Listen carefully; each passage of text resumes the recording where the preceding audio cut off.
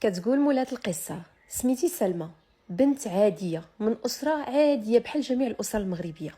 تزاديت وكبرت وحليت عينيا في واحد الأسرة اللي فيها جوج ديال الولاد وجوج ديال البنات. كنا كلنا دراوش الله يعمرها دار، والناس كاملين اللي كانوا كيعرفونا لا من العائلة لا من الجيران لا من المعارف كيشهدوا بهذا الشيء، يعني بعيد علينا وخاطينا المشاكل، مركزين غير في قرايتنا وفي المستقبل ديالنا. والحدث اللي غادي يوقع واللي غيبدل ليا حياتي او حياتنا بصفه عامه هو الوقت اللي غنوصل ل 17 عام. الوالد ديالي غادي يمرض بزاف وغيتزاد عليه الحال. هو فعلا كانت مده طويله هو كيعاني من الم في العظام، كان ديما عظامو ضارينو، ولكن هو كان بحال جميع الاباء كيهمل راسو على حساب ولادو، كان كيسبقنا حنا في اي حاجه. وواخا كان محن ما كانش كيمشي للطبيب، كيقول باللي راه عادي، يمكن مع العمار يمكن مع الخدمه اللي كنضرب فيها تماره. مع ذلك بقات الايام مستمره توصل لواحد المرحله اللي ما بقاش الليل كينعس، كيبات داك الليل كامل ويتقلب مسكين في فراشو، ولا الحريق كيشدو حتى بنهار، حتى من الحركه ما بقاش كيقدر يتحرك، اي خطوه كيديرها كيتعذب فيها. وملي وصل لهاد المرحله كان ضروري انه يمشي للطبيب، وفعلا غادي يمشي للطبيب اللي ملي غيقلبوا يدير ليه جميع الفحوصات غادي يشك انه التهاب في العظام، ولكن على حسب الاعراض اللي كانت عنده ملي غيقول ليه بلي عنده حتى صعوبه في التنفس مؤخرا، هنا غادي يشك في واحد الحاجه اخرى. داكشي علاش غادي يديروا ليه واحد الحاجه سميتها الخزعه الجراحيه. وللاسف هاد الخزعه كدار الناس اللي عندهم سرطان ديال العظم. اييه، غادي يخرج باللي عنده سرطان العظام وكان في مرحله جد متاخره. وهاد الخبار كانت غير في خباره هو وفي خبار امي، ما قالوهاش لينا حنا. وباقا كنتفكر وعمرني ما ننسى ملي كان الاب ديالي كيجلس يبقى يشوف فينا وكيبكي، وحنا كنشوفوا فيه وما فاهمينش علاش كيبكي. حنا كنا حاسين باللي كاينه شي حاجه، حيت الاب ديالنا قدامنا كنشوفوه بقى كيطفى نهار على نهار وكيدوب نهار على نهار. كنا عارفين راه مريض، ولكن كنا كنقولوا راه اكيد كاين الدواء، ما كناش عارفين راه عنده سرطان. بقى مسكين قدامنا بحال ديك الشمعه اللي كتبقى تذوب كتصغر كتصغر كتصغر، حتى من بعد 3 شهور وشي ايام غيديموا الامانه امانته، وخلانا من وراه كلنا مصدومين. خلا واحد الغصه كبيره في قلبنا، ولكن مع ذلك الام ديالي جمعاتنا وقالت لنا باللي خاصنا نركزوا على مستقبلنا، وباللي الوصيه الوحيده اللي وصاها هي اننا نتشدوا في قرايتنا ونكملوا داكشي اللي كان باديه معنا الله يرحمه، وباللي خاصنا نجمعوا راسنا مزيان، خصوصا ان الاب ديالي ماشي كان موظف، كان صنايعي وكان عنده غير واحد المحل صغير، ما كانش كيدخل بزاف زعما، ولكن الحمد لله الخير والبركه وكان معيشنا، يعني ساد لينا جوعنا، وكان هو المصدر الوحيد للعيش ديالنا. ومع ذلك شي ناس من العائله غادي يجيو غيقولوا للام ديالي بغاو يحاولوا يقنعوها باللي هما يشدوا داك المحل وبداو يعطيونا شي رباح، يعني داكشي اللي غنتفاهموا عليه في الاخر الشهر. ولكن الام ديالي كانت كتشاور معنا في كل شيء، وملي دوينا معاها قالت لنا من الاحسن لا كان خوكم يشدوا، خويا الكبير اللي كان في الكليه، حيت هي خايفه دوك الناس اللي مشاو تشدوا داك المحل عمرهم ما يطلقوه، وهي ما تيقه في حتى شي واحد اللهم في ولدها. وهو بلا ما يفكر غادي يوافق، حيت اصلا هو كان داير الكليه وما كانش مقتنع بها، كان غير كيمشي ويجي وكيحس براسو كيضيع الوقت، واصلا الوقت اللي كان كيدوز عند الوالد في الحانوت كثار من المرات اللي كان كيمشي فيهم للكليه. المهم هي هذيك شد خويا داك المحل، والحمد لله بدات الامور كتيسر شويه بشويه، واخا ما كانش كيدخل منه الاموال الطائله، ولكن بعدا كان قايم داكشي ديال الدار، الاساسيات ديال الدار. وداز الوقت واختي اللي كبر مني كانت تزوجات ودرنا لها العرس ديالها ومشات لمحلها. اما انا فالحمد لله كملت لا ليسونس ديالي وشديت واحد الماستر، يعني دفعت وقبلوني فيه، كملت الماستر من وراها غادا ندفع بزاف ديال لي دوموند الخدمه، وربي غادي ييسر وغنلقى خدمه في واحد الشركه. اما خويا الصغير فمن بعد ما غادي يكمل وغيشد الباك ديالو ما غيبغيش يدير الكليه، غادي يدير واحد السونتر ديال التكوين المهني، وتا هو من بعد غادي الحمد لله غيسر ليه الله وغادي يخدم. اما انا كنت فرحانه بزاف بالخدمه اللي رزقني ربي بها، مقابله غير الخدمه والدار، يعني من الدار للخدمه ومن الخدمه للدار. عمرني ما كانت عندي شي علاقه مع شي واحد، حتى النهار اللي غيجي واحد السيد عندنا للخدمه خاصو يدير فورماسيون الدراري جداد. وبالفعل هذيك المده كامله ديال الفورماسيون كان عينو ما كيحيدهاش عليا، ولكن انا كنت ما كنعطيهش وقت، حتى لواحد النهار اللي غادي يعيط ليا في التليفون، وانا تما غادا نستغرب، عمر شي واحد ما عيط ليا في التليفون ونمرتي اصلا كاينه غير عند دارنا. وفاش عيط ليا سمعت صوته قلت ليه شكون معايا، قال لي انا فلان. تما انا طاح ليا العجب، حيت انا نمرتي ما كاينه عند حتى شي واحد، وعلى حساب ما فهمت هو بقى كيتهرب، ولكن عرفت بلي نمره غيكون خداها على طريق الخدمه. وهنا غيجيني من الاخر، غيقول لي شوفي ما تخافي من حتى شي حاجه، انا راه بشحال هادي وانا نتبعك وحاضيك، انتي بنت داركم ومعقوله، وإلا بغيتي عطيني النمره ديال داركم ندير معاهم، انا راه ناوي المعقول وناوي الزواج. وانا غير سمعت هاد الهضره جاتني بحال الخلعه.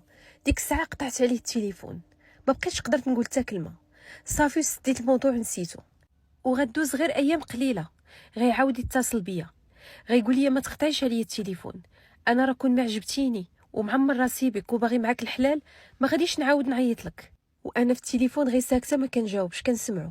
قال لي عطيني فرصه، لما كنتيش ثقه فيا ولا ما كنتيش عارفاني انا غندوي معاك، بغيتي نتلاقاو بغيتي ندوي في التليفون ندويو، ولا اقتنعتي بيا واحد غير 20% اعطيني النمره ديال داركم وندير معاهم ونجي نخطبك. قلت ليه واخا. انا كنسمع وهو كيدوي في التليفون. قال لي انا راه خدام والحمد لله ما خصني حتى خير بخدمتي وبداري. وفعلا انا في الخدمه كنت سولت عليه وكاع اللي سولتو عليه كيقولها فيه مزيانه.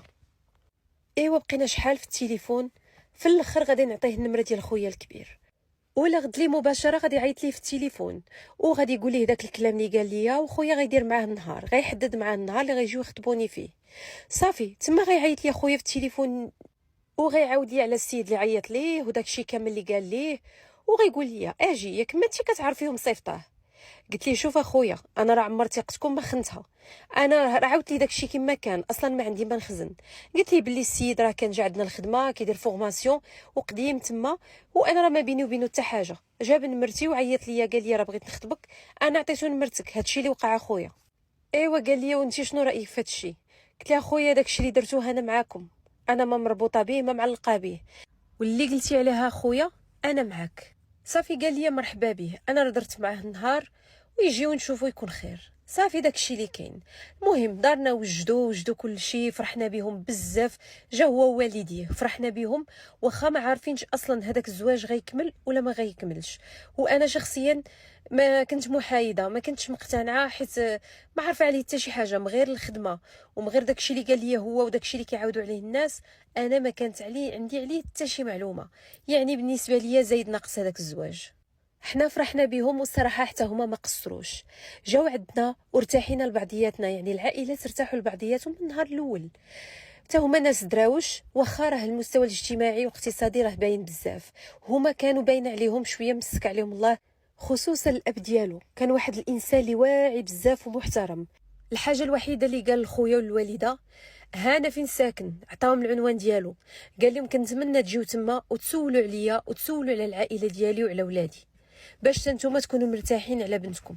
وماشي هو بوحدو اللي عجبهم، حتى ولدو عجبهم يعني العريس، حتى هو الطريقه كيفاش كيهضر والاداب والصواب والتباته.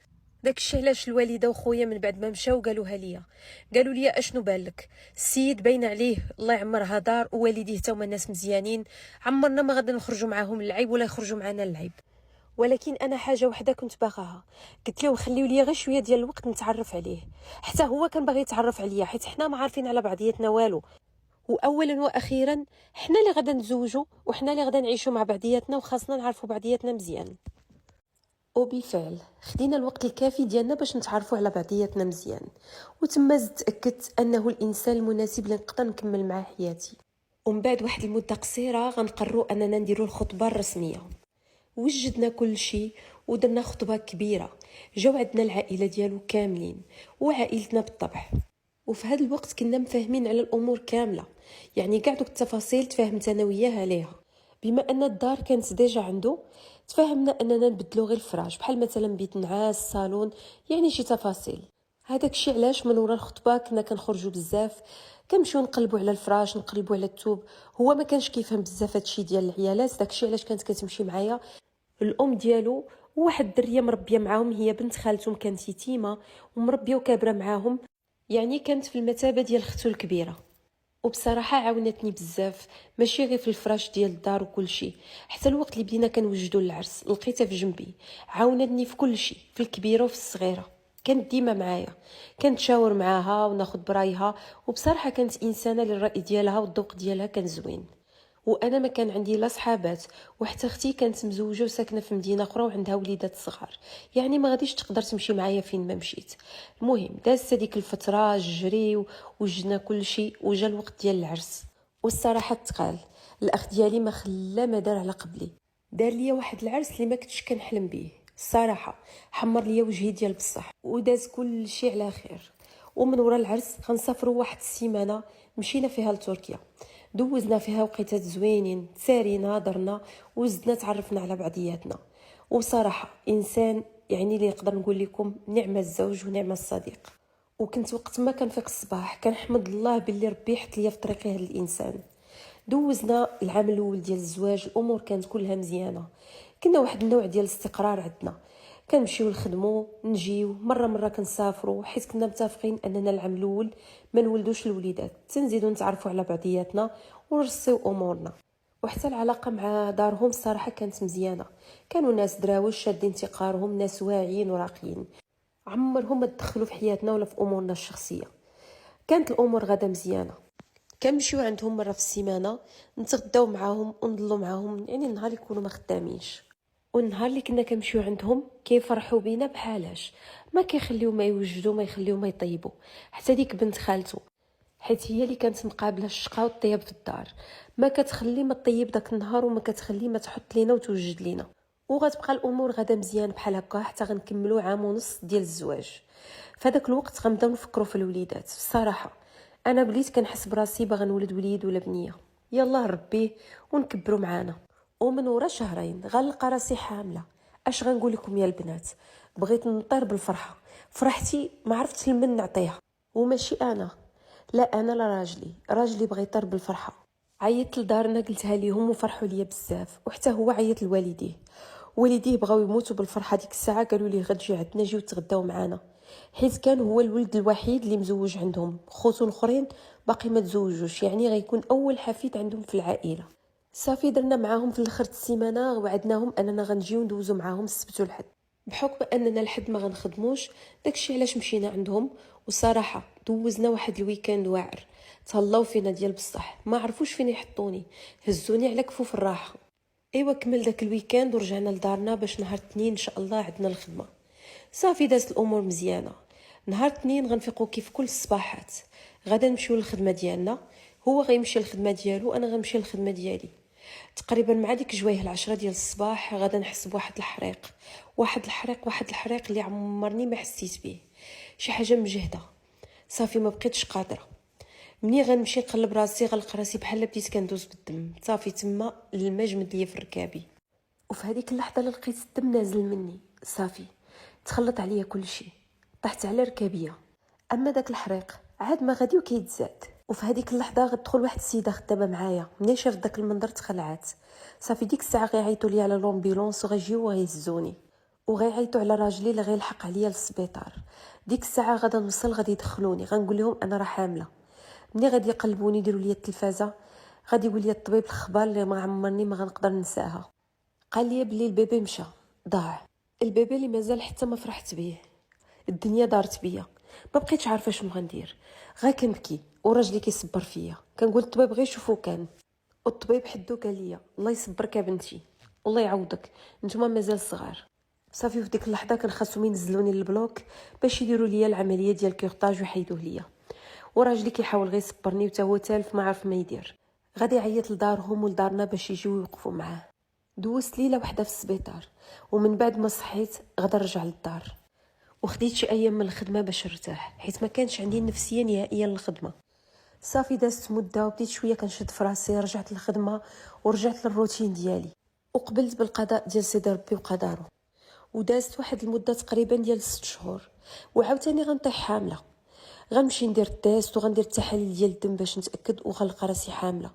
ولكن ما بقيتش قادره نفرح، بحال شداتني الخلعه، واللي خفت منه طحت منه. سيمانه من ورا ما اكتشفت الحمل ديالي بنفس الطريقه عاوتاني غيطيح ليا بنادم. نقدر نقول لكم باللي بقيت المده ديال عامين وانا كنجرب نولد، ودائما كيطيح ليا البيبي. 5 ديال المرات اللي طاح ليا فيها بنادم. والكارثه اللي غتوقع انه في اخر حمل ليا ملي غيطيح ليا بنادم غيجيني واحد النزيف حاد، ما غاديش يقدروا يحبسوه في العمليه، وتما غادي يضطروا انهم يستأصلوا ليا الرحم. ولكن كانت هذيك هي الضربه اللي جابت لي التمام وغيرت لي حياتي وبدلت لي كل شيء. عمري ما كنت كنتخيل راسي غنتحرم من الوليدات بهذه الطريقه هذه. كنت كندعي ربي بالليل وبالنهار رزقني غير وليد واحد ولا بنيه، وحالتي ما كنتمناها لتا شي وحده. صافي شي ايام في السبيطار ورجعت بحالي للدار. ديك الساعه كنت صافي مهلوكه، ما بقات عندي لا صحه لا جهد، النفسيه ديالي في الارض. ما بقيتش قادره ندير حتى حاجه، راسي ما بقيتش مقابلاه. راجلي عيا، الخدمه والدار، وانا اللي وليت شاده الفراش بالليل وبالنهار. الصحه مشات وانا دخلت في اكتئاب حاد، ما بقيتش قادره نشوف الضو ديال الشمس. وهنا غيضطر انه يجيب الام ديالي باش تقابلني. ولكن الام ديالي ما كانتش قادره تجي عندنا بحكم ان خوتي معاها في الدار وعندها المسؤوليه ديالهم. داكشي علاش غادي يهزني وغادي يديني عندهم، وغنبقى معاهم واحد المده طويله في الدار. بقات امي مسكينه مقابلاني، هزاني بماكلتي بشرابي بحمامي بكل شيء. رجعت بحال شي دريه صغيره. احياني على الاكتئاب. سولوا الناس اللي دازت من الاكتئاب واللي عاشتو وتعاود لكم عليه. راجلي بقى مره كيجي يشوفني، اما الغريب في الامر ان دارهم من نهار مشيت عند امي جاو شافوني مره واحده، من تما ما بقاو لا عيطوا في التليفون لا جاو.